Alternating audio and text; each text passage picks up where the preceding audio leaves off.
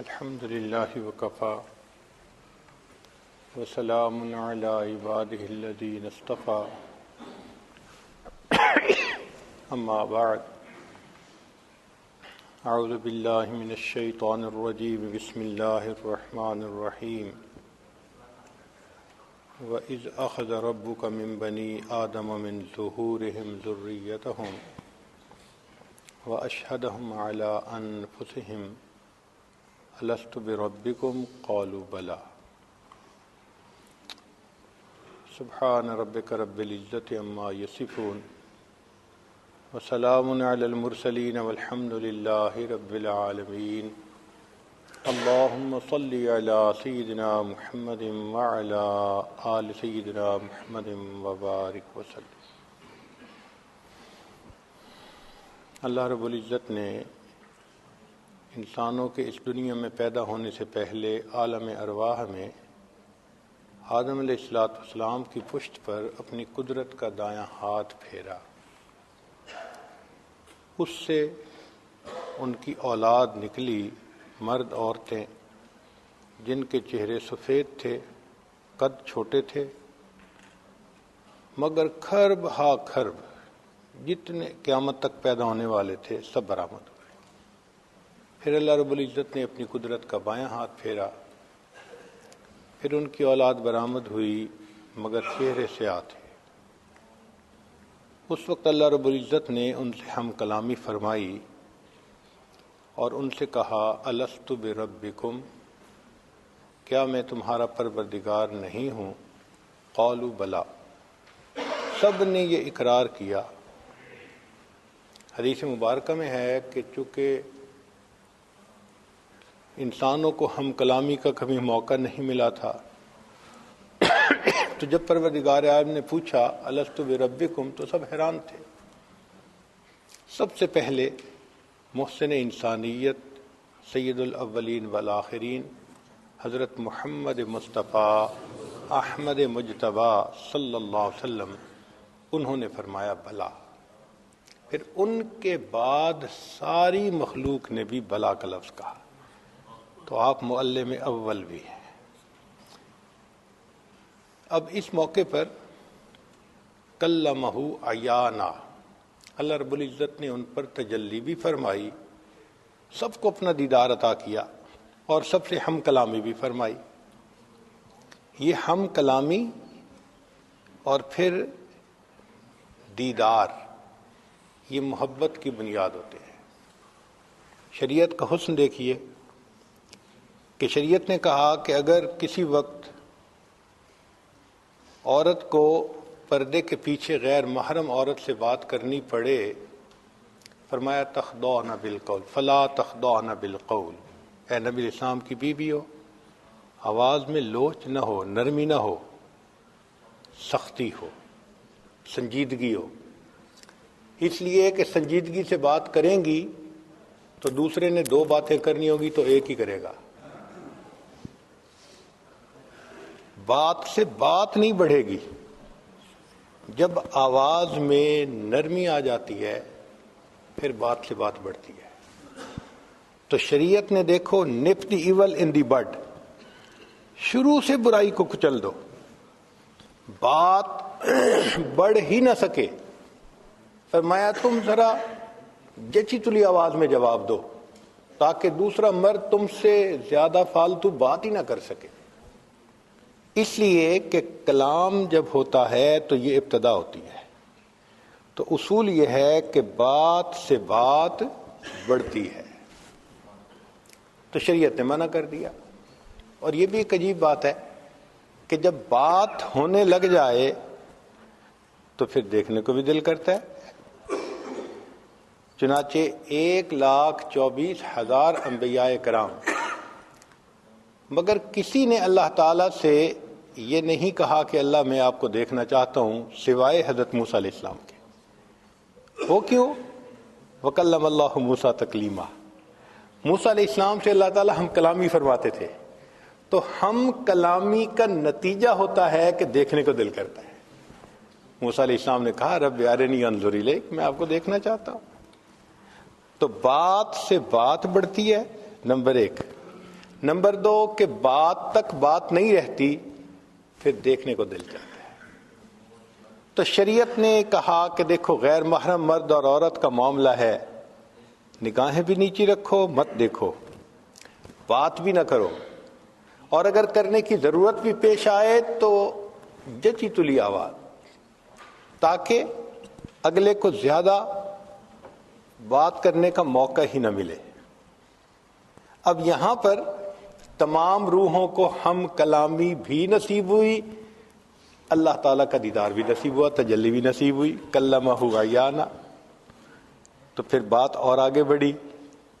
چنانچہ ہم کلامی سے اور دیکھنے سے دل میں محبت آتی ہے، لہذا اللہ رب العزت نے ہر انسان کے دل میں یوم الست اپنی محبت کا بیج ڈال دیا تھا، ہر انسان کے دل میں۔ اس لیے فرمایا کہ ہر انسان فطرت اسلام کے اوپر پیدا ہوتا ہے۔ یہ پھر آگے اس کے والدین ہیں، ماحول ہے کہ وہ کس دین کو اپنا لیتا ہے۔ تو ہر انسان کے اندر اللہ رب العزت نے اپنی محبت کا بیج ڈال دیا۔ اس دن 2 نعمتیں ملی تھیں ہر انسان کو، ایک نعمت ملی ہم کلامی کی، اور دوسری نعمت ملی دیدار کی۔ اور 2 ہی برتن ہیں انسان کے پاس، ایک برتن کا نام ہے دھڑکتا ہوا دل، یہ عشق الہی کا برتن ہے، اور ایک کا نام ہے پھڑکتا ہوا دماغ، یہ علم الہی کا برتن ہے۔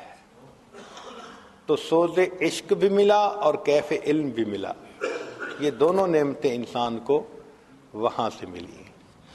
چنانچہ ہر انسان فطری طور پر حسن کا قدردان ہے۔ حسن سے مراد صرف خوبصورت چہرہ نہیں، کوئی بھی چیز جس میں ریشو پرپورشن ٹھیک ہو، اچھا ہو، وہ دیکھنے میں ہر بندے کو اچھی لگتی ہے۔ بلڈنگ ہو تو اچھی لگتی ہے، کوئی سینری ہو تو دیکھنے میں اچھی لگتی ہے، کہیں کارپیٹ ایسا بنا ہو تو دیکھ کے اچھا لگتا ہے، ڈریس اچھا لگتا ہے، کوئی شخصیت ایسی ہو تو اچھی لگتی ہے۔ تو فطری طور پر اللہ نے ہر انسان کو حسن کا قدردان بنا دیا۔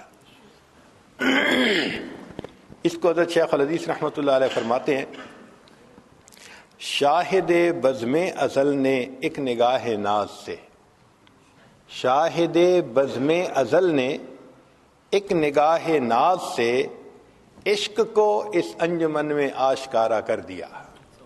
ایک نگاہ ڈالی، ایک تجلی ڈالی، سارے انسانوں کو اللہ رب العزت نے عشق کا مزاج عطا فرما دیا، ہر بندے کو یہ اللہ نے عطا فرما دیا۔ چنانچہ ایک اور شعر لکھتے ہیں، بس ایک بجلی سی پہلے کوندی، پھر اس کے آگے خبر نہیں ہے، مگر جو پہلو کو دیکھتا ہوں تو دل نہیں ہے، جگر نہیں ہے۔ انسان اپنا دل دے بیٹھا اپنے پروردگار کو۔ حضرت شیخ الحدیث رحمۃ اللہ علیہ ایک اور شعر لکھتے ہیں اپنی کتاب میں، ازل سے حسن پرستی لکھی تھی قسمت میں، میرا مزاج لڑکپن سے آشکانہ ہے۔ بچے چھوٹے ہوتے ہیں نا تو ایک دوسرے کو کہتے ہیں کہ ہم ایک دوسرے کی آنکھوں میں دیکھتے ہیں، پلک نہیں چھپکنی، تو وہ دیکھتے ہیں کتنا نان سٹاپ ہم پلک چھپ کے بغیر دیکھ سکتے ہیں۔ اس کھیل کا نام رکھا ہوا ہے آنکھیں لڑانا۔ تو حضرت شیخ الحدیث رحمۃ اللہ شعر فرماتے ہیں کہ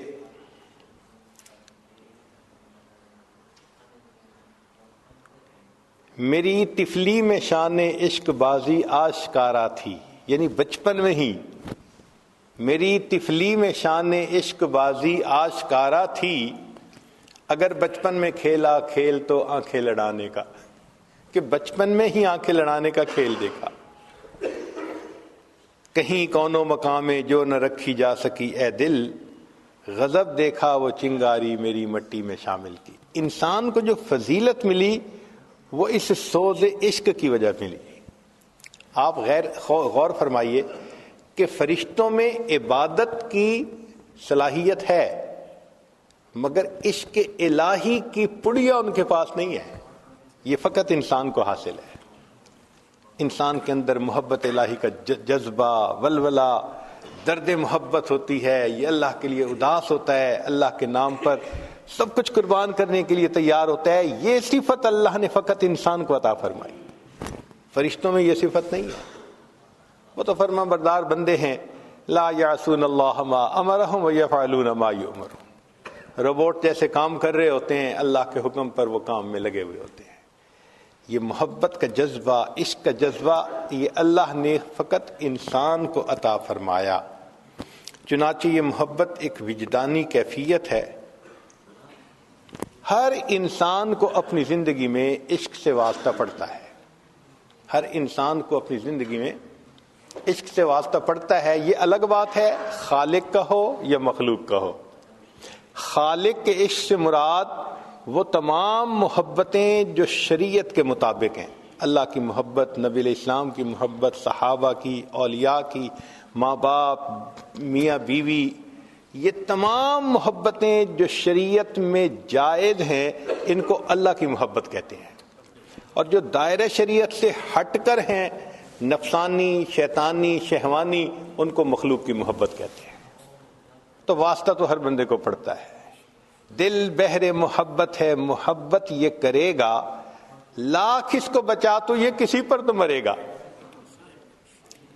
پتھر سے ہو، خدا سے ہو یا پھر کسی سے ہو، آتا نہیں ہے چین محبت کیے بغیر.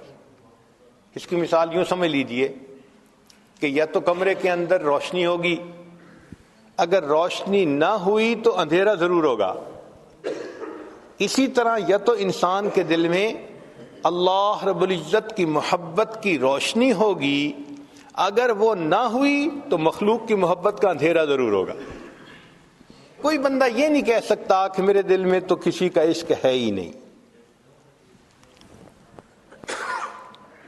ہاں، اس کا فطری طور پر اس کا مادہ فطری طور پر ہر انسان کے خمیر میں رکھ دیا. جب ماحول مناسب ملتا ہے تو پھر وہ پھلتا پھولتا ہے. جیسے بیج ہوتا ہے نا، بیج کو مناسب زمین مل جائے، ماحول مل جائے تو درخت بن جاتا ہے، پھل پھول دیتا ہے. مناسب ماحول نہ ملے تو بیج الٹا مر جاتا ہے. اسی طرح محبت کا لفظ حبہ سے بنا ہے، اور حبہ عربی میں دانے کو کہتے ہیں. یہ دانا ہے. اس کو اگر نیکی کا ماحول مل جائے تو انسان کے اندر اللہ کی محبت کا بیج وہ پھر پھل پھول دینے شروع کر دیتا ہے، نیکیوں کے اعمال ظاہر کرتا ہے. اور اگر ماحول مناسب نہ ملے تو یہ پھر بیج مر جاتا ہے. چنانچہ سمندر کے اندر جب چاند کی پہلی تاریخ ہوتی ہے تو سمندر بالکل کام اینڈ کوائٹ ہوتا ہے، کوئی لہریں نہیں ہوتی. لیکن جب 14ویں کا چاند ہوتا ہے نا تو مد جزر ہوتی ہے، ہائی ٹائیڈ اس کو کہتے ہیں. حتیٰ کہ اس کے باقاعدہ سکیجول بنے ہوئے ہیں، اور جو بحری جہاز چلتے ہیں وہ اس کا خیال رکھ کے چلتے ہیں کہ ایسا نہ ہو کہ کہیں ہائی ٹائیڈ میں جہاز کسی ایکسیڈنٹ کا شکار نہ ہو جائے، ڈوب جاتے ہیں جہاز. تو دیکھیے جب چاند پوری آب و تاب پہ ہوتا ہے تو سمندر کا پانی اچھلتا ہے. کیوں اچھلتا ہے؟ اس کی لہریں ہوتی ہیں، مقناطیسی لہریں، اس کی گریویٹیشنل فورس ہوتی ہے، وہ کھینچتی ہے. تو جس طرح چاند کی مقناطیسی لہریں سمندر کے پانی کو اپنی طرف متوجہ کرتی ہیں، اسی طرح اگر چاند سامنے ہو، یہ چاند جیسی کوئی صورت سامنے ہو تو بندے کے دل میں بھی پھر محبت کی لہریں اٹھتی ہیں. اب یہاں سے ایک اشکال کا پتہ چلا کہ ایک صحابی تھے سیدنا حذیفہ رضی اللہ تعالیٰ. ایک دن اپنے گھر میں تھے، کہنے لگے نافق حنظلہ، حنظلہ منافق ہو گیا، اور یہ کہتے ہوئے نبی اسلام کی خدمت میں چل پڑے. راستے میں صدیق اکبر ملے، پوچھا کیا حال ہے؟ کہنے لگے نافق حنظلہ. بھائی کیوں؟ کہ جو نبی علیہ الصلوۃ والسلام کی مبارک صحبت میں دل کی کیفیت ہوتی ہے، گھر جاتے ہیں تو وہ نہیں ہوتی، تو یہ تو منافقت ہے، یہ تو درنگی ہے. تو صدیق اکبر کہنے لگے کہ ہاں یہ تو ہمارے ساتھ بھی ہوتا ہے، اور پوچھتے ہیں۔ چنانچہ نبی علیہ السلام کی خدمت میں حاضر ہوئے، اے اللہ کے حبیب صلی اللہ علیہ وسلم ہمارے ساتھ یہ معاملہ۔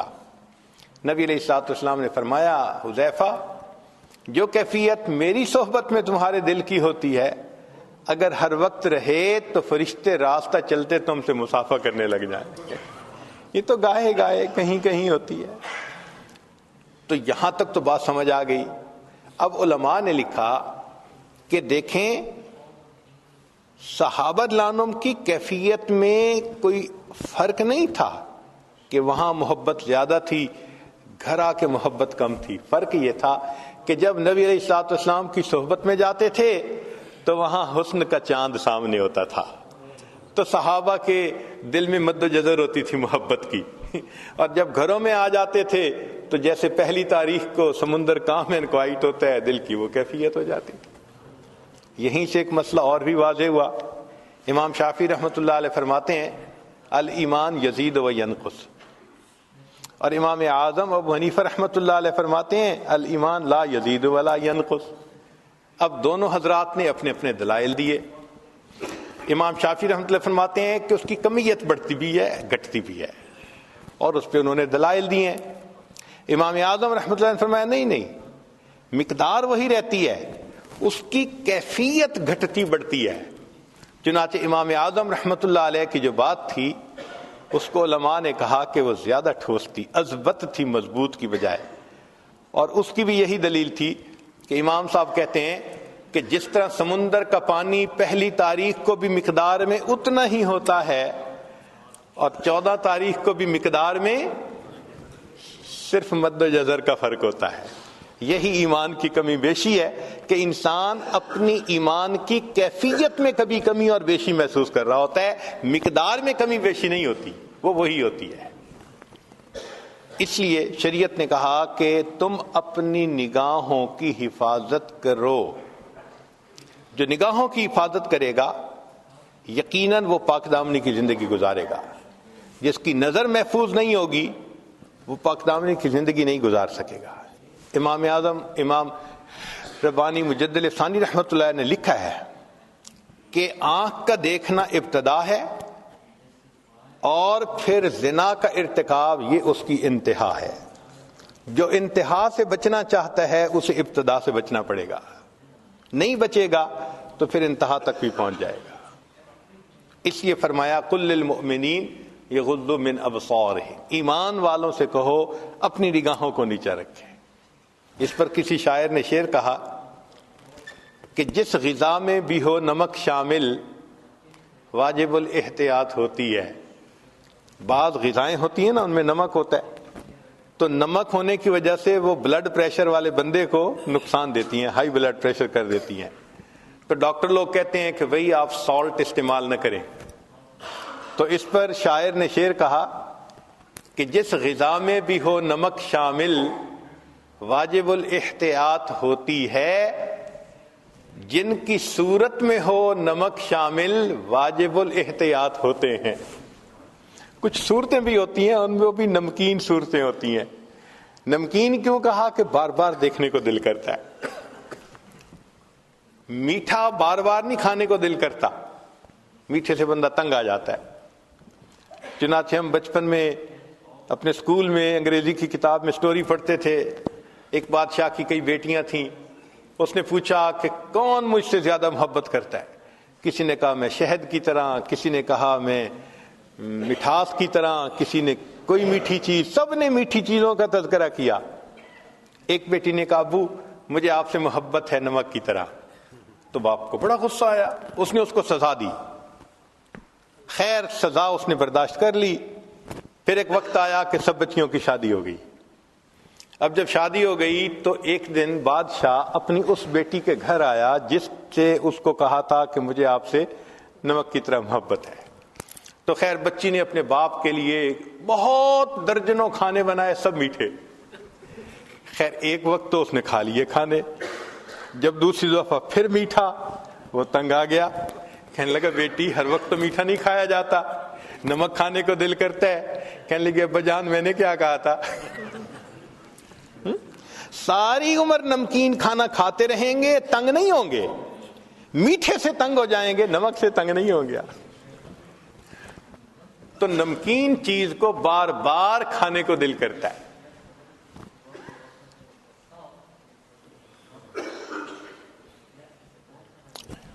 اس لیے اس دنیا میں ہر انسان کے دل میں اللہ رب العزت کے ساتھ محبت ہوتی ہے، صرف ماحول ملنے کی بات ہوتی ہے. آپ دیکھیں کوئی بہت ہی گناہگار انسان ہو، گناہوں میں لتھڑا ہوا، اس کو بھی ذرا نیکی کے ماحول میں آپ لے کے آئیں، آپ دیکھیں اس کے اندر اللہ کی محبت کا جذبہ بیدار ہونا شروع ہو جائے گا. اس لیے نبی علیہ السلام نے فرمایا خیارکم فی الجاہلیت خیارکم فی الاسلام اذا فقہوا، کہ جو تم میں سے بدکاری میں آگے بڑھے ہوئے تھے جاہلیت میں، نیکی پر آئیں گے تم سے آگے بڑھ جائیں گے جب وہ سمجھ پا جائیں گے. تو جذبہ تو اندر ہوتا ہے نا بندے کے. تو یہ محبت کا جذبہ اللہ رب العزت نے ہر بندے کے دل میں رکھا، صرف اس کو مناسب ماحول ملنے کی ضرورت ہوتی ہے. چنانچہ اس کائنات میں جتنا اللہ رب العزت کو چاہا گیا، جتنا اللہ تعالی سے محبت کی گئی، جتنا ٹوٹ کے اللہ سے پیار کیا گیا، جتنا تنہائیوں میں اللہ کو یاد کر کے آنسو بہائے گئے، جتنا راتوں کو اللہ کو پکارا گیا یا اللہ کے لیے انسان اداس ہوا، کوئی دوسری ہستی ایسی نہیں کہ جس سے اتنی محبت کی گئی ہو. یہ فقط اللہ کی شان ہے. ہم ہوئے، تم ہوئے کہ میر ہوئے، اس کی زلفوں کے سب اسیر ہوئے. سب اللہ کے چاہنے والے. نداں نما گل خنداں چ رنگ بو دارد، کہ مرغ ہر چمنے گفتگوے او دارد. میں نہیں جانتا کہ اس مسکرانے والے پھول کی رنگ اور خوشبو کیسی ہے کہ باغ کے ہر پرندے کو میں نے اسی پھول کی گفتگو کرتے ہوئے سنا ہے. تو اللہ رب العزت کا بھی یہی معاملہ. جتنے آپ سب حضرات یہاں آئے بیٹھے ہیں، اللہ کی محبت آپ کو کھینچ کے لائی ہے. ہر بندے کے دل میں ہوتی تو ہے نا، ہاں کم یا زیادہ یہ الگ چیز ہے. اب دیکھیے پانی، اگر آپ گرمی کے موسم میں ٹیپ واٹر کو لیں، آپ کہیں گے جی ٹھنڈا پانی ہے، مجھے گرم چاہیے. اب عام حالات میں برف کے بغیر تھا تو اس کو گرم کہا. پھر ایک وہ بھی پانی گرم ہوتا ہے جس سے ہاتھ دھلواتے ہیں، نیم گرم، اور ایک چائے کے لیے بھی کھولتا ہوا پانی گرم. تو تینوں کے لیے لفظ تو گرم کا استعمال ہوا، مگر ایک کم گرم تھا، ایک درمیانہ گرم تھا، ایک زیادہ گرم تھا. اسی طرح محبت ہر ایمان والے کے دل میں اللہ کی ہوتی ہے. جس نے بھی کلمہ پڑھا اس کے دل میں اللہ کی محبت موجود ہے. بس اتنا فرق ہے کہ کسی کے دل میں ذرا کم ہوتی ہے، کسی کے دل میں درمیانی ہوتی ہے، اور کسی کے دل میں بہت گرم ہوتی ہے، ٹھاٹھے مار رہی ہوتی ہے. یہیں سے فرق پڑ جاتا ہے. اور ان محفلوں میں، مسجدوں میں آ کے ہم نے اسی محبت کو اور بڑھانا ہوتا ہے، تاکہ ایک جذبہ محبت کا دل میں آ جائے اور انسان کے لیے پھر اللہ رب العزت کی عبادت کرنی آسان ہو جائے. اگر یہ محبت الہی انسان کے دل میں نہ ہو تو پھر انسان کی قیمت ہی کیا ہے. چنانچہ فرمایا کچھ اور ہی نظر آتا ہے کاروبار جہاں، نگاہ شوق اگر ہو شریک بے نائی، نگاہ شوق میسر نہیں اگر تجھ کو، تیرا وجود ہے قلب و نظر کی رسوائی. اگر انسان کے اندر عشق والی نظر ہی نہیں تو پھر اس کے اندر ہے کیا؟ پھر اس کو دوسرے جانداروں پر فضیلت کس لحاظ سے ہے؟ اسی لیے تو ہے کہ یہ اللہ رب العزت سے محبت کرتا ہے، اللہ رب العزت کے اوپر اپنی جان دیتا ہے. عقل و دل و نگاہ کا مرشد اولی ہے عشق. عقل و دل و نگاہ کا مرشد اولی ہے عشق. عشق نہ ہو تو شرع و دین بت قدائے تصورات. اگر دین سے محبت الہی کو نکال دیا جائے تو پیچھے چند تصورات کے اور کیا بچتا ہے؟ تو اصل چیز تو اللہ کی محبت ہے.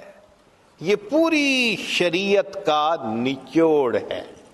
چنانچہ مومن کی زندگی کو دیکھیں، اس میں عاشق کی تمام علامتیں پائی جاتی ہیں. مثلا کوئی بھی عاشق ہوگا، سب سے بڑی علامت کہ وہ بار بار محبوب کے گھر کی طرف چکر لگائے گا، اس کا گزارا نہیں ہوتا۔ مومن کو دیکھو، کم از کم دن میں 5 مرتبہ اپنے گھر سے اللہ کے گھر کی طرف، جیسے اذان سنی بھاگتا ہے، ایک نماز پڑھی دوسری اذان سننے کے لیے انتظار۔ نبی علیہ الصلوۃ والسلام فرمایا کرتے تھے ارحنی یا بلال، بلال میری آنکھوں کو ٹھنڈک پہنچا دے، اذان دے کر میرے دل کو ٹھنڈک دے دے۔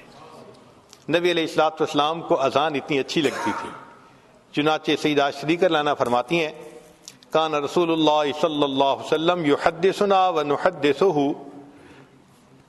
کہ نبی علیہ السلام ہم سے گفتگو کر رہے ہوتے تھے، ہم نبی علیہ السلام سے گفتگو کر رہے ہوتے تھے، لیکن جیسے ہی اذان کی آواز آتی تھی کأنہ لم یعرفنا ولم نعرفہ، ایسے نبی علیہ السلام اذان کی آواز سن کے ہو جاتے تھے، وہ ہمیں نہیں پہچانتے، ہم ان کو نہیں پہچانتے، بیگانہ ہو جاتے تھے۔ کیوں؟ اس وقت نماز کے لیے مسجد میں تشریف لے آتے تھے۔ ایک اور حدیث مبارکہ میں فرمایا کہ وَإِذَا سَمِعَ الْأَذَانَ كَأَنَّهُ لَا يَعْرِفُ أَحَدٌ مِّنَ النَّاسِ، نبی علیہ السلام ایسے ہوتے تھے کسی بندے کو پہچانتے ہی نہیں ہیں، جیسے بس محبوب کی آواز آ جاتی تھی کانوں میں، اللہ اکبر، اب ہر طرف سے ہٹ کٹ کے مسجد کی طرف جانے کی تیاری ہو جاتی تھی۔ تو مومن دن میں 5 مرتبہ اپنے محبوب کے گھر کی طرف وضو کر کے چلتا ہے۔ حدیث مبارکہ میں ہے جو وضو کر کے مسجد کی طرف چلے ایسا ہی ہے جیسے حاجی حج کا احرام باندھ کر اللہ کے گھر کی طرف جا رہا ہوتا ہے۔ تو دیکھو چکر لگے نا مسجد کے، اور مسجد میں آ کے پرسکون، المؤمن فی المسجد کالسمک فی الماء، جیسے پانی میں مچھلی پرسکون ہو جاتی ہے، مومن مسجد میں آتا ہے تو اس طرح پرسکون ہو جاتا ہے، کیونکہ محبوب کا گھر ہے، یہاں اللہ رب العزت کی محبت کا جذبہ پورا ہوتا ہے۔ ہمارے اکابر نماز کو حاکم وقت کی بیگار سمجھ کے نہیں پڑھتے تھے، ہمارے اکابر نماز کو حاکم وقت کی بیگار سمجھ کے نہیں پڑھتے تھے، بلکہ سبب لقائے یار سمجھ کے پڑھا کرتے تھے۔ تو اللہ سے ملاقات کا ذریعہ ہے۔ آج جن کو تعلق ہوتا ہے تھوڑی دیر بعد فون، پھر فون ہٹتا ہے، کچھ کام کیا نہ کیا دوبارہ پھر فون، یہ بار بار فون، کبھی فون کو دیکھ رہے ہوتے ہیں میسج آیا کہ نہیں آیا، کوئی مسڈ کال آئی کہ نہیں آئی۔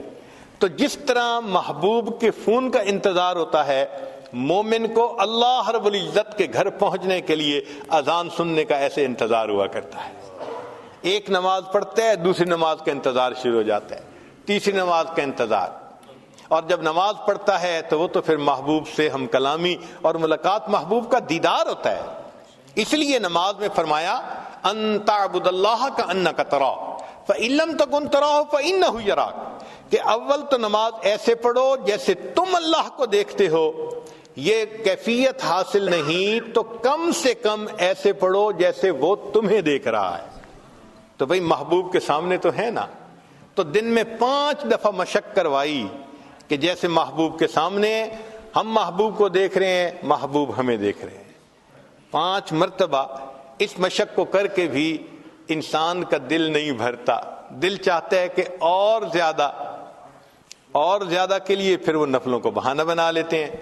چنانچہ کبھی تحیۃ الوضو، تحیۃ المسجد، کبھی اشراق، کبھی صلاۃ الضحیٰ، کبھی اوابین، کبھی تہجد، یہ تمام نوافل اصل میں محبت کے اس جذبے کو پورا کرنے کا ذریعہ ہوتے ہیں۔ ہم لوگ نوافل پڑھتے ہیں ثواب کی وجہ سے، بھئی اشراق پڑھ لو 1 حج 1 عمرے کا ثواب ملے گا، تو ہم تو ثواب کی خاطر پڑھتے ہیں، لیکن جو اللہ والے ہوتے ہیں وہ صرف ثواب کو سامنے نہیں رکھتے، وہ تو اللہ کی محبت میں ڈوب کے اس کی عبادت کر رہے ہوتے ہیں۔ کسی نے کیا اچھی بات کہی، بندگی سے ہمیں تو مطلب ہے، بندگی سے ہمیں تو مطلب ہے، ہم ثواب و عذاب کیا جانے، کس میں کتنا ثواب ملتا ہے، عشق والے حساب کیا جانے۔ محبت والوں کو کیا پتا کیا ثواب کتنا ہوتا ہے، وہ تو اللہ کی محبت میں پڑھ رہے ہوتے ہیں۔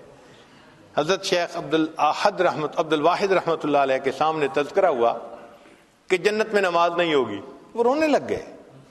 حضرت رو کیوں رہے ہیں؟ فرمانے لگے اگر جنت میں نماز نہیں ہوگی تو مزہ ہی کیا آئے گا. کتنا مزہ آتا ہوگا کہ فرماتے ہیں کہ جنت میں نماز نہیں ہوگی تو جنت میں مزہ ہی کیا آئے گا. مفتی حسن گنگوئی رحمۃ اللہ علیہ لمبا سجدہ کرتے تھے. کسی نے کہا کہ حضرت اتنا لمبا سجدہ. مان لے گے جب میں سجدہ کرتا ہوں میری کیفیت ایسی ہوتی ہے, میں نے اپنے آقا کے قدموں پہ سر رکھ دیا, میرا سر اٹھانے کو دل نہیں چاہتا.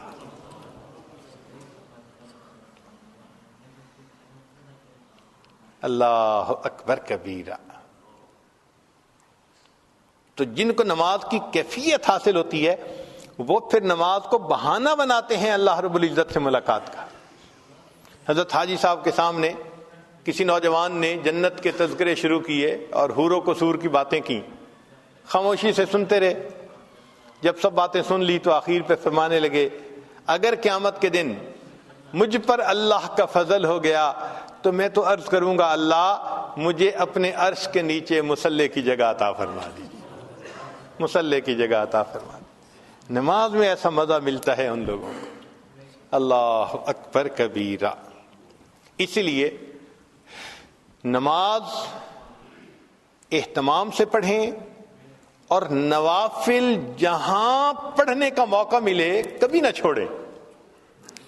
نوافل جہاں پڑھنے کا موقع ملے اس کو نہ چھوڑیں. دو وجوہات ہیں. ایک تو یہ کہ معلوم نہیں کس جگہ کا کیا ہوا سجدہ میرے اللہ کو پسند آ جائے, ہم نہیں جانتے. تو کیا پتا کون سا سجدہ پسند آ جائے, اس لیے نفل کا موقع مل رہا ہے تو ضرور پڑھو, چھوڑنا نہیں چاہیے.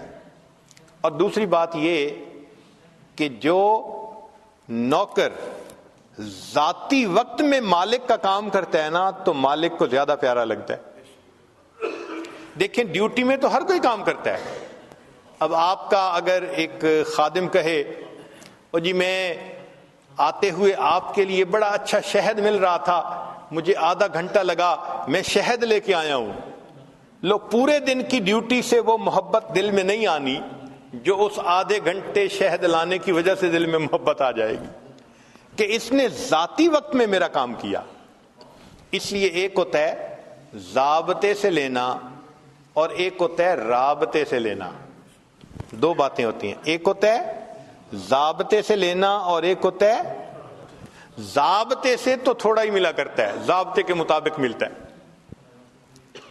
مثال کے طور پہ آپ نے گھر میں ڈرائیور رکھا اور اس کی تنخواہ آپ نے متعین کر دی جی کہ آپ کو اتنی ملے گی, تو آپ ہر مہینے اس کو اتنی تنخواہ دے دیتے ہیں. ایک دن آپ نے دیکھا کہ وہ ڈرائیور بڑا پریشان, تو آپ پوچھتے ہیں کیا ہوا؟ وہ کہتے ہیں میں بہت پریشان ہوں, بیٹی کی شادی ہے, تاریخ قریب آ گئی, میں غریب آدمی ہوں, کچھ بنا نہیں سکا, اب سمجھ نہیں آ رہی کہ میں بیٹی کے ہاتھ کیسے پیلے کروں, کیسے اس کو رخصت کروں. اب اس نے 2 منٹ آپ کے ساتھ اپنا رابطہ کیا تو پہلے ہر مہینے آپ اس کو 1000 پاؤنڈ دیتے تھے بالفرض, اب آپ اس کو ماشاءاللہ 5000 پاؤنڈ دے دیں گے. اچھا بھائی جاؤ بیٹی کی شادی کرو. اب 2-4 منٹ کی قیمت 5000 پاؤنڈ تو نہیں ہے نا, لیکن کیوں اس کو دے دیا؟ اس نے رابطہ کیا. تو رابطے سے جو ملتا ہے وہ بہت زیادہ ہوتا ہے. اب ایک مسئلہ یہاں سے اور سمجھ بھی آ گیا. بعض اوقات کہتے ہیں کہ جی 2 نفل اشراق کے پڑھنے سے ایک حج اور ایک عمرے کا ثواب. او جی حج پہ تو بڑا وقت لگتا ہے, پیسہ لگتا ہے, فرض ہوتا ہے, تو حج اور عمرے کا ثواب 2 نفل پہ. جی ہاں, یہ ضابطے سے نہیں وہ بندہ لے رہا, یہ بندہ رابطے سے اللہ سے لے رہا ہے. ذاتی وقت ہے نا اس کا, کوئی فرض تو نہیں ہے نا اشراق کی نماز پڑھنا. تو جب نفلی وقت میں, ذاتی وقت میں وہ آقا کی خدمت کر رہا ہے, اب آقا کی مرضی ہے ان نفلوں پہ جتنا چاہے انعام عطا فرمائے. تو نفلوں کو نہیں چھوڑنا چاہیے, جہاں موقع ملے ضرور پڑھیں, کیا پتا کس جگہ کا سجدہ میرے اللہ کو پسند آ جائے. تو ایک نشانی تو یہ ملی مومن میں کہ دوڑ دوڑ کے, بھاگ بھاگ کے اپنے محبوب کے گھر کے چکر لگاتا ہے. دوسری بات, محبوب پہ اپنا مال لٹانا. دنیا داروں کو دیکھا, کہیں تعلق ہوتا ہے تو گفٹ بھیجے جا رہے ہیں, دیے جا رہے ہیں, اور مال لٹایا جا رہا ہے، شاپنگ کروائی جا رہی ہے. تو مومن کو دیکھو، اللہ کے حکم پہ زکوٰۃ بھی دے رہا ہے، صدقات بھی دے رہا ہے، اللہ کے راستے میں مال لٹا رہا ہوتا ہے نا، دے رہا ہوتا ہے نا اللہ کے راستے میں. تو مومن بھی اللہ کے نام پہ اپنا مال لٹاتا ہے. بلکہ حدیث مبارکہ میں ہے کہ جب رمضان کا مہینہ آتا تھا، اللہ کے محبوب صلی اللہ علیہ وسلم اپنے دونوں ہاتھوں سے مال اللہ کے راستے میں صدقہ فرمایا کرتے، اتنا صدقہ کرتے تھے اللہ کے راستے میں. تو مومن خوش ہوتا ہے اللہ کے راستے میں اپنا مال دے کر. سیدنا ابراہیم علیہ السلام اپنے بکریوں کو چراتے ہوئے آ رہے ہیں، ایک آدمی قریب سے گزرا اور گزرتے ہوئے اس نے یہ پڑھا، سبحان ذی الملک والملکوت، سبحان ذی العزت والعظمت والہیبت والقدرت والکبریاء والجبروت. جب اس نے اللہ کی تعریف اتنے اچھے الفاظ سے کی، ابراہیم علیہ السلام کا دل مچل گیا. دل نے کہا ایک مرتبہ پھر اپنے محبوب کی بات سنو، اے بھائی ذرا یہ الفاظ پھر کہہ دے. اس نے کہا جس کے بدلے کیا دیں گے؟ اچھا بھئی آدھا بکریاں کا ریوڑ جو ہے نا وہ آپ کا ہو گیا، یہ الفاظ کہہ دیجئے. اس نے پھر کہہ دیے. اب جب دوبارہ یہ تعریف سنی تو دل پھر مچل اٹھا. دل نے کہا کہ پھر سنے، بھائی ایک مرتبہ اور کہہ دیجئے. بھائی اب کیا دیں گے؟ بھائی بقیہ آدھا ریوڑ بھی آپ کا ہو گیا. اس نے پھر یہ کلمات پڑھے. جب پھر کلمات پڑھے تو دل نے کہا ہوتی رہے ثنا تیرے حسن و جمال کی، اے محبوب تیرے حسن کی یہ باتیں کرتا رہے، عظمت کی بات کرتا رہے، میں سنتا رہوں. اے بھائی ایک مرتبہ اور کہہ دو. اس نے کہا اب تو بکریاں بھی نہیں، اب کیا دیں گے؟ فرمایا ان بکریوں کو چرانے کے لیے چرانے والے کی ضرورت ہوگی، میں تمہاری بکریاں چرا دیا کروں گا، تم یہ الفاظ کہہ دو. جب یہ کہا تو وہ کہنے لگا ابراہیم علیہ السلام مبارک ہو، میں فرشتہ ہوں، اللہ نے مجھے آپ کے پاس بھیجا تھا، جاؤ میرے خلیل کے سامنے اور جا کر میری تعریف کرو اور دیکھو وہ میرے نام کے کیا دام لگاتا ہے. جن کے دل میں اللہ کی محبت ہوتی ہے وہ اپنے آپ کو قربان کرنے کے لیے تیار ہو جاتے ہیں. تو یہ صفت بھی مومن کے اندر بدرجہ اتم پائی جاتی ہے. تیسرا ہوتا ہے بھوکا پیاسا رہنا، کہ واقعی محبوب کو منانے کے لیے کئی مرتبہ انسان کھانا پینا چھوڑ دیتا ہے. ہم گھروں میں دیکھتے ہیں خامن ناراض ہو بیوی کھانا چھوڑ دیتی ہے. گھروں میں دیکھا ہے، کہتی ہے نہیں میں اس وقت تک کچھ نہیں کھاؤں گی جب تک آپ راضی نہیں ہوں گے. اسی طرح مومن بھی اپنے رب کو منانے کے لیے رمضان کے مہینے میں کیا ہوتا ہے؟ پورا مہینہ دن کے اوقات میں کھانا پینا مومن اللہ کو منانے کی خاطر چھوڑ دیتا ہے. آگے پیچھے دیکھو تو ماشاءاللہ ایام 20 کے روزے رکھ رہا ہے، کبھی سوموار کا رکھ رہا ہے، جمعرات کا رکھ رہا ہے، اللہ کو منانے کے لیے. ہمارے اکابر تو روزے کی کافی کوشش کیا کرتے تھے، اہتمام کیا کرتے تھے، اہتمام کرتے تھے. تو یہ صفت بھی مومن کے اندر پائی جاتی ہے، اللہ کی خاطر بھوکا پیاسا رہنا. پھر ایک چوتھی صفت ہے کہ راتوں کو جاگنا. آپ دیکھیں جن کا کہیں نہ کہیں تعلق ہوتا ہے راتوں کو نیند نہیں آتی، رات کے 2 بجے بھی جاگ رہے ہوں گے، صبح کے وقت بھی جاگ رہے ہوں گے. بھئی نیند ہی نہیں آتی تو نیند روٹ جاتی ہے، نیند چلی جاتی ہے، راتوں کو جاگتے ہیں. ہمارے اکابر بھی اسی طرح کرتے تھے، اللہ کی محبت میں راتوں کو جاگتے تھے. بلکہ کتابوں میں لکھا ہے کہ ہمارے اکابر رات کے آنے کے اس طرح منتظر ہوا کرتے تھے جیسے دلہا دلہن سے ملاقات کے لیے رات کا منتظر ہوا کرتا ہے.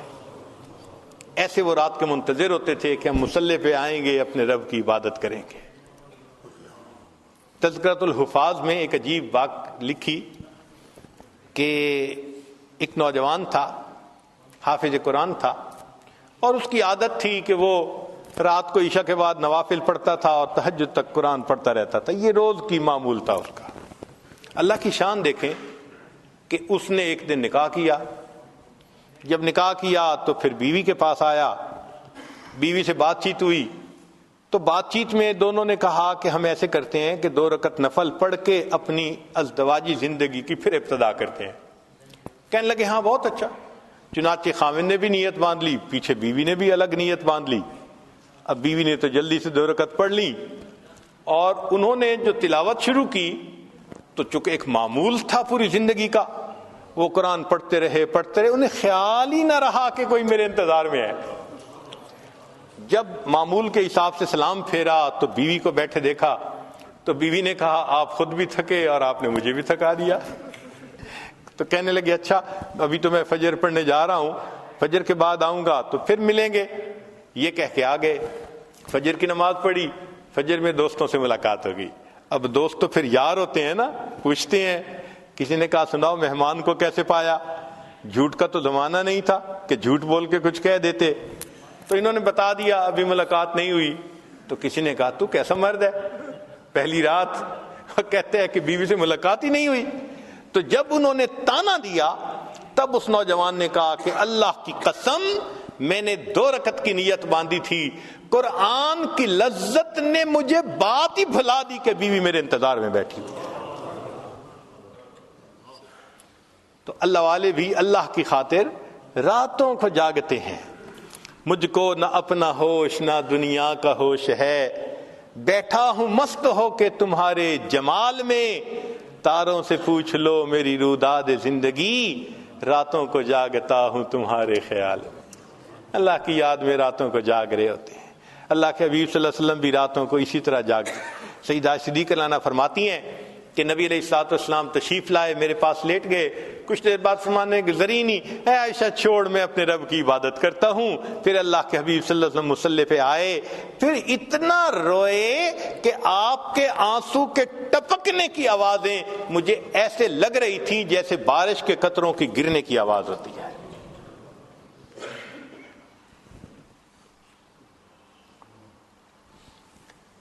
سیدنا ابن عمر رضی اللہ تعالیٰ عنہ کے گھر ایک مرتبہ نبی علیہ الصلوۃ والسلام بھی تشریف لائے, اور سیدہ حفصہ رضی اللہ تعالیٰ عنہ بھی تھیں, ان کی بہن عمر لانو کی بیٹی. کھانا کھایا, دیر ہو گئی. ابن عمر لانو نے آفر کر دی, اللہ کے وسلم یہیں آرام فرما لیجئے. تو نبی علیہ السلام وہیں آرام فرمانے لگے کمرے میں. اب ام المؤمنین حفصہ رضی اللہ تعالیٰ عنہ بھی ساتھ لیٹی ہیں, نبی علیہ السلام بھی لیٹے ہیں. ام المؤمنین فرماتی ہیں کہ کچھ دیر کے بعد میں نے دیکھا کہ کوئی مائع چیز میرے چہرے کے اوپر گر رہی ہے. میں نے ہاتھ لگایا تو گرم گرم پانی, آنسو. تو میں حیران, جب اٹھ کے دیکھا تو اللہ کے محبوب صلی اللہ علیہ وسلم کی آنکھوں سے آنسو گر رہے تھے, اور میں چونکہ ساتھ ایک ہی تکیے پہ لیٹی ہوئی تھی تو وہ میرے چہرے کے اوپر بھی آ رہے تھے. تو میں نے کہا ما یبکی, اے اللہ کے وسلم آپ کیوں رو رہے ہیں؟ تو نبی علیہ السلام نے فرمایا حفصہ تو نے سنا نہیں, باہر صحن میں تیرا بھائی عبداللہ ابن عمر تہجد پڑھ رہا ہے, اور تہجد میں اس نے ابھی آیت پڑھی کلا انہم عن ربہم یومئذ لمحجوبون, کہ قیامت کے دن یہ کفار اللہ سے حجاب میں ہوں گے, پردے میں ہوں گے. یہ آیت سن کر مجھے رونا آ گیا, اللہ میری امت کو حجاب کا عذاب عطا نہ فرمانا. پھر فرمایا حفصہ انا مشتاق و بی اشتیاق, میں مشتاق ہوں, میں اللہ کا عاشق ہوں, میرے دل میں اللہ کی محبت نے تڑپ لگا دی. تو مومن تو اللہ کی خاطر راتوں کو جاگتا ہے, عبادت میں لگا رہتا ہے. 5ویں خوبی کہ کبھی کبھی محبوب کو منانے کے لیے انسان ضد کر کے بیٹھ جاتا ہے کہ جی بس میں تو آپ کے قدموں میں بیٹھا ہوں, جب تک نہیں مانیں گے میں قدموں میں سے نہیں اٹھوں گا. یہ ڈیرے ڈالنا یہ بھی منانے کا ایک طریقہ ہے. جیسے حضرت تھانوی رحمۃ اللہ علیہ, ان کے ایک اجل خلیفہ تھے حضرت خواجہ عزیز الحسن مجذوب رحمۃ اللہ علیہ, خانقاہ میں تھے, تربیت اصلاح کے لیے رہتے تھے. ایک مرتبہ ان سے ذرا بڑی غلطی ہو گئی, تو جب غلطی ہوئی تو سرزنش کے لیے حضرت نے فرمایا کہ اچھا اپنی گٹھڑی سر پہ اٹھاؤ اور مسجد سے نکل جاؤ. اصلاح کے لیے ایسی بات کرنی پڑتی ہے. اب چونکہ تعمیل حکم کرنی تھی, انہوں نے اپنا بستر اٹھایا, مسجد سے تو باہر قدم رکھا مگر دروازے کے اوپر ہی بیٹھ گئے. کہنے لگے بھئی حضرت نے یہی کہا تھا نا کہ مسجد سے نکل جاؤ, تو میں مسجد سے نکل گیا. یہ تو نہیں کہا تھا کہ دروازے سے بھی دور کہیں چلے جاؤ، تو میں تو دروازے پہ بیٹھا ہوں۔ اب کیا ہوتا، جو آنے والا آتا دروازہ کھولتا، یہ یوں کر کے دیکھتے، حضرت کے چہرے پہ نظر پڑ جاتی، پھر کوئی اور آتا، پھر چہرے کو دیکھ لیتے، 1 دن 2 دن۔ اب حضرت تھانوی رحمۃ اللہ بھی بڑے حیران کہ میں نے کہا تھا چلے جاؤ، یہ پھر دروازے پہ بیٹھ گیا۔ تو حضرت نے کسی بندے کو بھیجا، بھئی جاؤ اس سے پوچھو یہ چاہتا کیا ہے، کیوں بیٹھا ہے یہاں۔ تو جب اس نے جا کے پوچھا تو شاعر تھے نا، انہوں نے آگے شعر میں جواب دیا، اگر تو در نہ کھولے گا تو میں بھی در نہ چھوڑوں گا، اگر تو در نہ کھولے گا تو میں بھی در نہ چھوڑوں گا، حکومت اپنی اپنی ہے، ادھر تیری ادھر میری۔ آپ کو نکالنے کا اختیار ہے اور میں دروازہ نہیں چھوڑتا، یہ میرا اختیار۔ حضرت اتنا خوش ہوئے کہ اسی وقت ان کو واپس بلا لیا۔ اب یہ ڈیرے ڈالنا اگر مومن کی زندگی میں دیکھیں تو مومن رمضان میں اپنے گھر سے رخصت لے کر، دفتر سے رخصت لے کر 10 دن کے لیے اعتکاف مسجد میں آ کے ڈیرے ڈال دیتے، اے اللہ بس میں نے دہلیز پکڑ لی، منا کے ہی اٹھوں گا آپ کو۔ تو دیکھیں وہ بھی نشانی پائی گئی کہ مومن اپنے رب کو منانے کے لیے کس طرح ڈیرے ڈال کے بیٹھ جاتا ہے۔ سبحان اللہ۔ تو اگر دیکھیں تو مومن کے اندر وہ تمام صفات ہیں جو ایک عاشق کے اندر ہوتی ہے، اور اللہ والے تو یہ ہوتے ہیں کہ بس ہر وقت بات کرتے ہیں تو اللہ کی بات کرتے ہیں، یا تیرا تذکرہ کرے ہر شخص ورنہ پھر ہم سے گفتگو نہ کرے۔ ان کا دل چاہتا ہے جو بات ہو بس اللہ ہی کی بات ہو، ایسے ان کا دل چاہتا ہے، کیونکہ اللہ تعالیٰ ان کے دل میں بس جاتے ہیں، اللہ ان کے دل میں آ جاتے ہیں، اللہ ان کے دل میں سما جاتے ہیں، بلکہ سچ بات کہوں اللہ ان کے دل میں چھا جاتے ہیں۔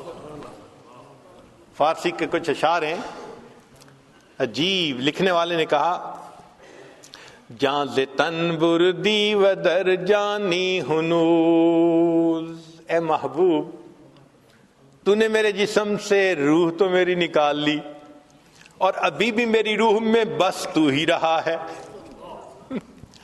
جاں ز تن بردی و در جانی ہنوز، درد ہا دادی و درمانی ہنوز، اے محبوب درد بھی مجھے آپ ہی نے دی ہے، اور اس درد کی دوا بھی تو آپ ہی تو ہیں۔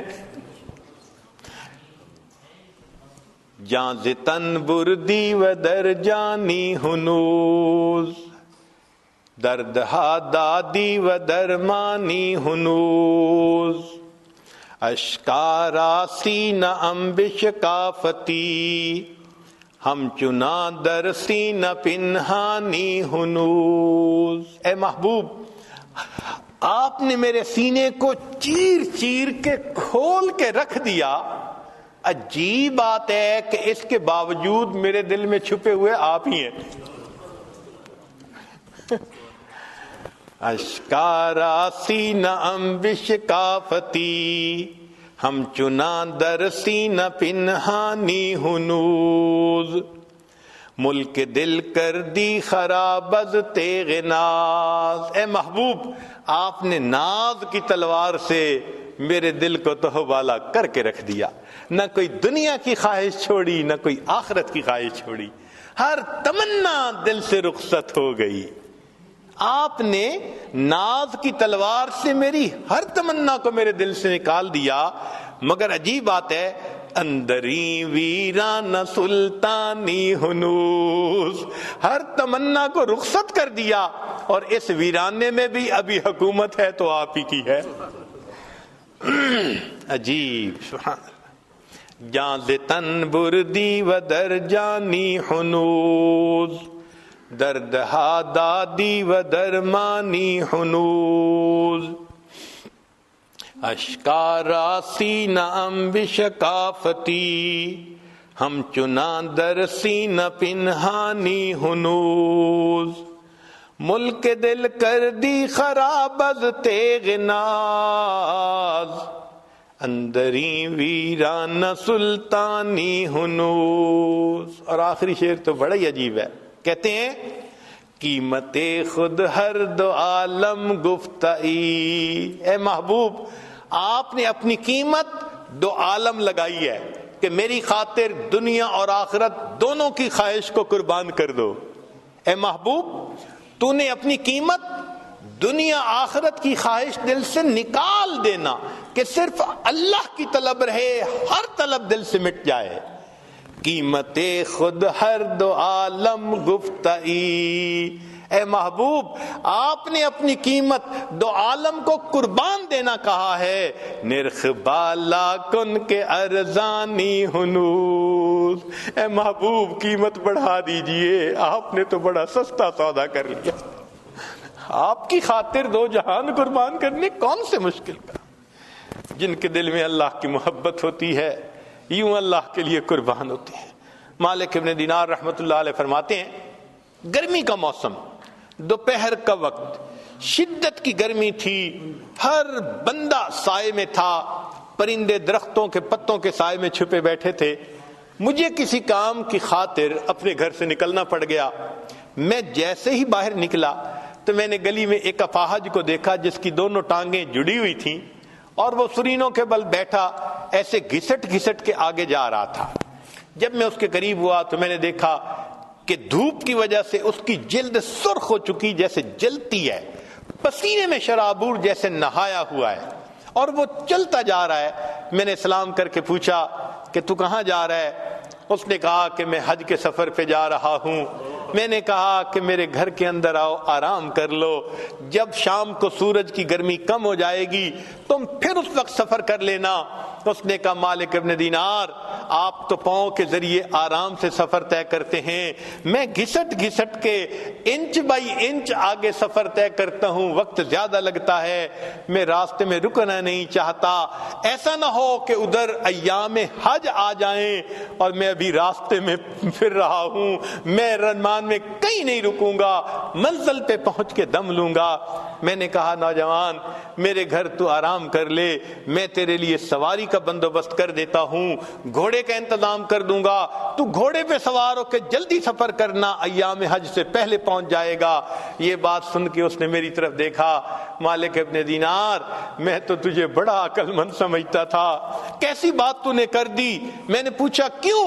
کہنے لگا یہ بتائیں اگر کوئی غلام اپنے مالک کو ناراض کر بیٹھے اور پھر معافی کے لیے مالک کے سامنے جانے کا ارادہ کرے، بتاؤ پیدل جانا اچھا لگتا ہے یا سواریوں پہ سوار ہو کے جانا اچھا لگتا ہے؟ میں سمجھ گیا یہ عاشق ہے، ادب ہے اس کے اندر۔ چنانچہ اس نوجوان نے بات کی پرواہ نہ کی اور دھوپ میں چلتا رہا۔ اللہ کی شان، اسی سال مجھے بھی اللہ نے حج کی توفیق عطا فرما دی۔ جب پہلے دن میں نے جمرہ عقبہ کو بڑے جمرے کو کنکریاں مار لی تو اس کے وقت میں نے دیکھا لوگوں کا مجمع ہے، کچھ دیکھ رہے ہیں۔ پوچھا کون؟ کہنے لگے ایک نوجوان ہے، دعائیں مانگ رہا ہے، سب اس کی دعائیں سن رہے ہیں۔ میں نے کہا ذرا مجھے بھی راستہ دو۔ اندر دیکھا وہی نوجوان میں نے دیکھا، احرام باندھا ہوا تھا، اللہ سے دعائیں مانگ رہا تھا، اللہ سب لوگ پاؤں پہ چل کے سواریوں پہ چل کے تیرے گھر کی طرف آئے، میرے مولا میں تو گھسٹ گھسٹ کے تیرے گھر کی طرف پہنچا، میں نے تیرے گھر کا طواف بھی کیا، اللہ میدان عرفات کا وقوف بھی کیا، مزدلفہ کا وقوف کیا، اللہ اب میں نے اس شیطان کو کنکریاں مار کے اپنی نفرت کا اظہار کر دیا، میرے مولا اب قربانی کا وقت ہے۔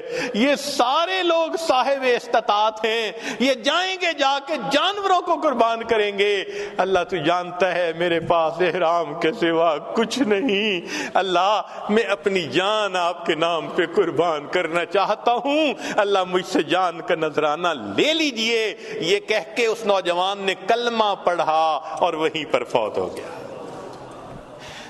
جن کے دل میں اللہ کی محبت ہوتی ہے وہ تو اللہ کے نام پہ اپنی جانیں قربان کر دیتے ہیں۔ تو یہ اللہ کی محبت ہر انسان کے دل میں ہے، مگر اس کو بڑھانے کی ضرورت ہے۔ اللہ تعالی ہمیں بھی توفیق دے تاکہ ہم اس محبت کو بڑھائیں، ہمارے لیے پھر عبادت کرنا آسان، تلاوت کرنا آسان، نیکی کرنا آسان، گناہوں سے بچنا آسان۔ اللہ کی محبت ہر چیز کو آسان کر دیتی ہے۔ قاعدہ قانون ہے، ان المحب لما یحب مطیع، محب جس سے محبت کرتا ہے پھر اس کی عبادت خدمت کرنا پھر آسان ہو جاتا ہے، عبادتیں کرنی آسان ہو جائیں گی۔ اللہ تعالی ہمیں اپنی یاد والی زندگی نصیب فرمائے۔ عربی کے کچھ اشعار ہیں، سن لیجئے، پھر یہ عاجز اپنی بات کو مکمل کر دیتا ہے۔ کسی نے کیا اچھی بات کہی، فرماتے ہیں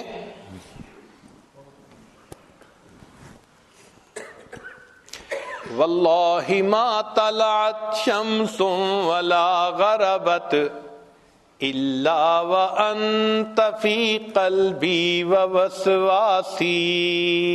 اللہ کی قسم، کبھی سورج طلوع نہیں ہوا اور کبھی سورج غروب نہیں ہوا، مگر اے محبوب میرے دل میں، میری سوچ دھیان میں تیری ہی تو ذات ہوتی ہے۔ واللہ ما طلعت شمس ولا غربت الا وانت فی قلبی ووسواسی، ولا جلست الى قوم احدثهم الا وانت حدیثی بین جلاسی۔ اور اللہ کی قسم، میں کبھی اپنے دوستوں کی محفل میں نہیں جا کر بیٹھا مگر ان کی محفل میں تذکرہ اے محبوب تیری ذات ہی کا تو میں کر رہا ہوتا۔ ولا ذکرتک محزونا ولا تربا الا وحبک مقرون بانفاسی۔ اور میں نے کبھی خوشی میں اور غم کی حالت میں آپ کا تذکرہ نہیں کیا مگر اے محبوب میرے سانسوں میں تیری محبت ہی تو لپٹی ہوئی ہوتی ہے۔ ولا ہممت بشرب الماء من عطش الا رأیت خیالا منک فی الکأس۔ ارے محبوب، میں نے کبھی شدت پیاس کے عالم میں پانی کا پیالہ نہیں پیا مگر اس حال میں کہ میں پیالے میں تیری تصویر ہی تو ڈھونڈ رہا ہوتا ہوں۔ فلو قدرت علی الاتیان زرتکم صحبا علی الوجہ او مشیا علی الرأس۔ ارے محبوب، اگر کبھی آپ کی طرف سے پیغام آ جائے کہ آؤ میرے دیدار کی خاطر، تو اے محبوب میں اپنے رخسار اور اپنے سر کے بل چلتا ہوا آپ کی خدمت میں حاضر ہو جاؤں گا۔ تو جن کے دل میں اللہ کی محبت ہوتی ہے وہ تو پھر اللہ کے گھر اپنے سر کے بل چل کے جانے کو تیار ہوتے ہیں۔ اللہ ہمیں بھی اپنی ایسی محبت عطا فرمائے۔ وآخر دعوانا ان الحمد للہ رب العالمین۔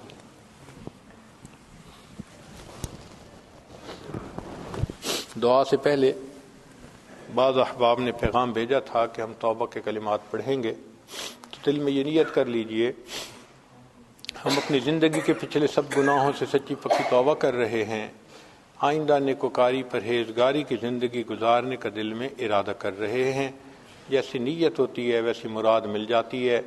نیت کیجئے اللہ ہمیں آئندہ سچی اور سچی زندگی گزارنے کی توفیق عطا فرما۔ الحمدللہ وکفا وسلام علی عبادہ الذین اصطفی، اما بعد۔ یہ کلمات سچے دل کے ساتھ پیچھے پیچھے پڑھیے۔ بسم اللہ الرحمن الرحیم۔ لا الہ الا اللہ محمد الرسول اللہ، آمنت باللہ وملائکتہ وکتبہ ورسلہ والیوم الآخر والقدر خیرہ وشرہ من اللہ تعالی والبعث بعد الموت۔ آمنت باللہ کما ہوا باسمائہ وصفاتہ وقبلت جمیع احکام अहकामिही इकरारुम बिल्लिसानी व तस्दीकुम बिलक़ल्ब अशहदु अल्ला इलाहा इल्लल्लाहु व अशहदु अन्ना मुहम्मदन अब्दुहु व रसूलुहु अस्तग़फिरुल्लाह रब्बी मिन कुल्लि ज़ंबिन व अतूबु इलैहि बिरहमतिका या अरहमर राहिमीन। चंद मामूलात हैं, हमारे मशाइख ने बतलाया है कि अगर उनको बाकायदगी से करें तो अल्लाह ताला की मोहब्बत दिल में भर जाती है, बढ़ जाती है। एक है 100 मरतबा इस्तिग़फ़ार सुबह शाम पढ़ना, दूसरा है 100 मरतबा दुरूद शरीफ सुबह शाम पढ़ना, तीसरा है कुरान मजीद की रोज़ाना तिलावत करना, एक पारा हो तो बहुत अच्छा, मुश्किल हो तो आधा पारा सही। चौथा है चलते फिरते लेटे बैठे हर वक्त दिल में अल्लाह को याद करना, अल्लज़ीन यज़कुरून अल्लाह क़ियामन व क़ुऊदन व अला जुनूबिहिम, इसका मिस्दाक़ बन जाना। और पांचवी चीज़ है कि अपने दिल में अल्लाह को याद करना। कुरान मजीद में है वज़कुर रब्बका फ़ी नफ़्सिक, मुफ़स्सिरीन ने लिखा ऐ फ़ी क़ल्बिक, अपने दिल में अल्लाह को याद करो। तो अपने दिल में अल्लाह को याद करना, आधा घंटा 20 मिनट बैठ के अल्लाह से लौ लगाना, इसको मुराकबा कहते हैं, ज़िक्र क़ल्बी कहते हैं। इससे इंसान के दिल की बैटरी चार्ज हो जाती है। ईमानी कैफियत, जैसे आप सेल फोन रोज़ यूज़ करते हैं तो क्या होता है कि उसकी बैटरी डिस्चार्ज हो जाती है। अगर चार्ज करना भूल जाएं तो बैटरी ख़त्म, बातचीत बंद। हम दफ्तर में जब काम करते हैं तो हमारी कैफियत की बैटरी भी रोज़ डिस्चार्ज होती है, तो इसको शाम को चार्ज करना ज़रूरी। और ये जो मुराकबा है ये उसको चार्ज करना, अल्लाह की रहमत आ रही है, दिल में सिमा रही है, यानी चार्जिंग हो रही है। दूसरे लफ्ज़ों में यूँ बंदा कहता है, और वाकई चार्जिंग हो जाती है तो इंसान के लिए फिर नेकी पे ज़िंदगी गुजारनी आसान हो जाती है। इन अमाल को कीजिएगा, अल्लाह ताला आसानी फरमा दे। अभी जो आपको मशक बताई ज़िक्र क़ल्बी वाली कि अल्लाह को दिल में याद करना, आप चंद मिनट के लिए ज़ाहिर आँखों को बंद कर लें, मन की आँखों को खोल लें, अल्लाह से लौ लगा के बैठ जाइए। ये सोचिए कि मेरा दिल अल्लाह अल्लाह अल्लाह कह रहा है और मैं सुन रहा हूँ।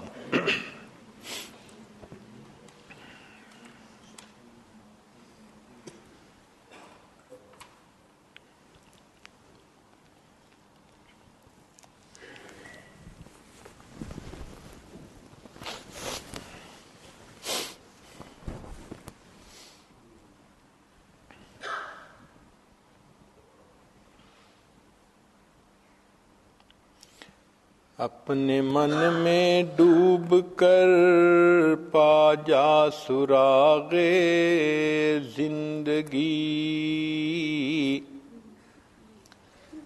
अपने मन में डूब कर पा जा सुरागे जिंदगी। तू अगर मेरा नहीं बनता न बन, अपना तो बन।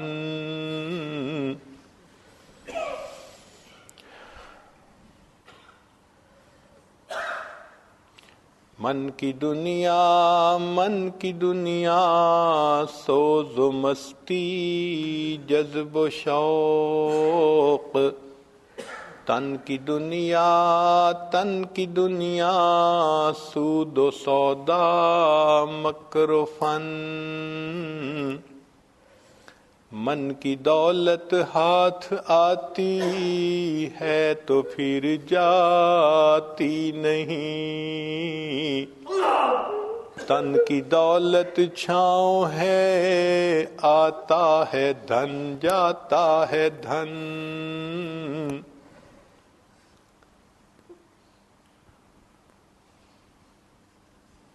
पानी पानी कर गई मुझको कलंदर की ये बात, तू झुका जब गैर के आगे न तन तेरा न मन। पानी पानी कर गई मुझको तो मुर्शिद की ये बात, تو جھکا جب نفس کے آگے نہ تن تیرا نہ من،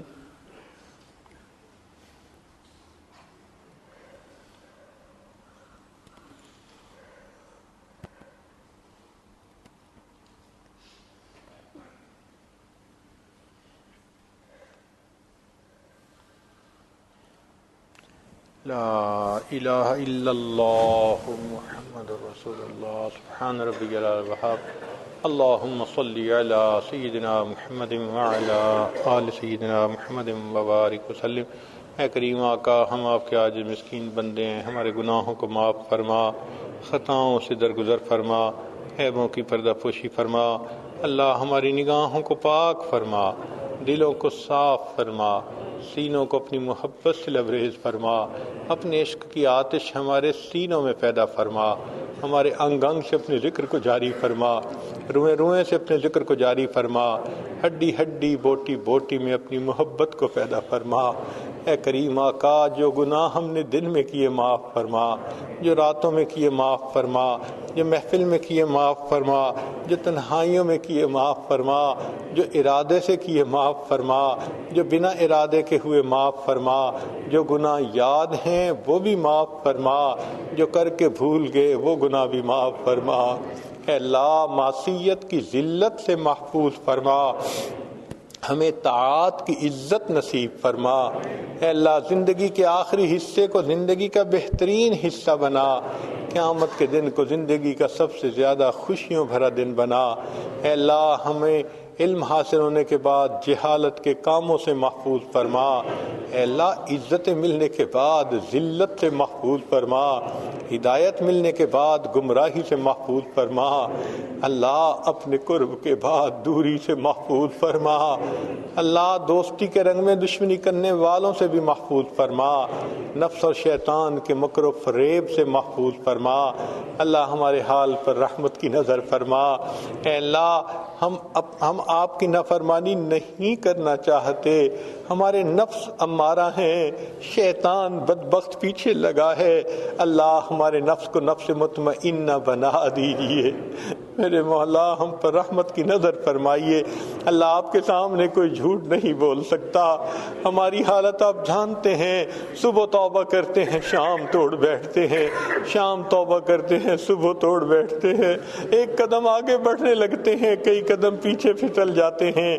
اے اللہ، مہربانی کر دیجئے۔ اللہ، جب بچہ چلتے چلتے تھک جاتا ہے، باپ کو کہتا ہے ابو اٹھا لیجئے، باپ خود بھی تھکا ہو مگر بچے کو ضرور اٹھا لیتا ہے۔ اللہ، ہم اپنے نفس سے لڑتے لڑتے تھک گئے، اے مولا اب ہمارا رات اپنی رحمت سے پکڑ لیجئے۔ اللہ، ہمیں سہارا دے دیجئے۔ اے اللہ، ہمیں نفس کے مقابلے میں جیتنے کی توفیق عطا فرما دیجئے۔ اللہ، ہم پر رحمت کی نظر فرما۔ کریم آقا، ہماری ان دعاؤں کو اپنی رحمت سے قبول فرما۔ اللہ، آپ کے پیارے یوسف علیہ السلام کریم تھے، بھائیوں کو معاف کرتے ہوئے کہہ دیا تھا لا تثریب علیکم اليوم، آؤ جاؤ، آج تمہارے اوپر کوئی گناہ نہیں۔ اللہ، آپ کے پیارے حبیب صلی اللہ علیہ وسلم بھی کریم تھے، فتح مکہ کے دن انہوں نے قریش مکہ کو یہی الفاظ کہے تھے لا تثریب علیکم اليوم، جاؤ تمہارے اوپر کوئی قصور نہیں، معاف کر دیا۔ اللہ، آپ سب کریموں سے بڑے کریم ہیں اور آپ کو اپنی شان کریمی پہ بڑا ناز ہے۔ آپ نے قرآن مجید میں جگہ جگہ اس کے تذکرے کیے ہیں۔ اللہ، آج شان کریمی کا ظہور فرما دیجئے۔ آپ بھی اپنے بندوں کو کہہ دیجئے لا تثریب علیکم اليوم اذهبوا انتم الطلقاء۔ اے کریم آقا، آپ مہربانی کر دیجئے، اللہ معاف فرما دیجئے، اللہ قصوروں کو معاف کر دیجئے۔ اللہ، آئندہ نیکوکاری کی زندگی عطا فرما دیجئے، گھروں کی پریشانیوں کو دور فرما، کام کاروبار کی پریشانیوں کو دور فرما، اٹکے کاموں کا ہونا آسان فرما، الجھے کاموں کو اپنی رحمت سے سلجھا۔ اللہ، ہماری ان دعاؤں کو اپنی رحمت سے قبول فرما۔ ہدایت کی ہواؤں کو عام فرما، بار بار اپنے گھر کا دیدار عطا فرما، اپنے حبیب صلی اللہ علیہ وسلم کے در کی حاضری بار بار قبولیت والی نصیب فرما، بیماروں کو شفا عطا فرما، بے اولادوں کو نیک اولاد عطا فرما، جو صاحب اولاد ان کی اولادوں کو نیکوکار بنا، فرما بردار بنا، ماں باپ کی آنکھوں کی ٹھنڈک بنا۔ اللہ ان مقامی دوستوں نے جس محبت کے ساتھ یہاں بلایا اس کے بدلے ان کو اپنی سچی محبت نصیب فرما، اس مسجد کو اللہ نیک متقی نمازیوں سے آباد فرما، سب نمازیوں میں آپس میں الفتیں محبتیں پیدا فرما۔ اے کریم آقا ہماری ان دعاؤں کو اپنی رحمت سے قبول فرما۔ صلی اللہ تعالی علی حبیبہ سیدنا محمد و آلہ و اصحابہ اجمعین برحمتک یا ارحم الراحمین۔